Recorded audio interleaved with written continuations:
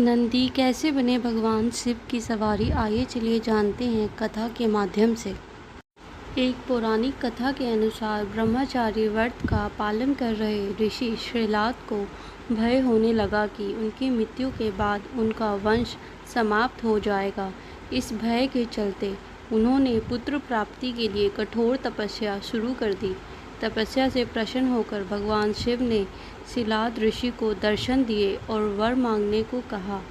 तब श्रीलाद ऋषि ने शिव से कहा कि उसे ऐसा पुत्र चाहिए जिसे मृत्यु ना छू सके और उस पर आपकी कृपा बनी रहे। भगवान शिव ने उसे आशीर्वाद देते हुए कहा कि उसे ऐसे ही पुत्र की प्राप्ति होगी। अगले दिन ऋषि श्रीलाद एक खेत से गुजर रहे थे। उन्होंने देखा कि खेत में एक नवजात बच्चा पड़ा है। बच्चा काफ़ी सुंदर और लुभावना था। उन्होंने सोचा कि इतने प्यारे बच्चे को कौन छोड़कर चला गया। तब शिवजी की आवाज़ आई कि श्रीलाद, यही तुम्हारा पुत्र है। ये सुनकर ऋषि श्रीलाद बेहद प्रसन्न हुए और बच्चे को देखभाल करने अपने साथ ले गए। उस बच्चे का घर पर नाम नंदी रखा गया। एक बार ऋषि श्रीलाद के घर पर 2 सन्यासी पहुँचे। उनका खूब आदर सत्कार हुआ। इससे प्रसन्न होकर सन्यासियों ने ऋषि श्रीलाद को दीर्घ आयु का आशीर्वाद दे दिया, लेकिन नंदी के लिए एक शब्द भी नहीं बोला। ऋषि श्रीलाद ने सन्यासियों से इसका कारण पूछा।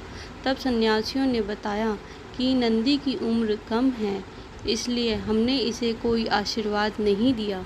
यह बात नंदी ने सुन ली और ऋषि श्रीलाद से कहा कि मेरा जन्म भगवान शिव की कृपा से हुआ है और वह ही मेरी रक्षा करेंगे।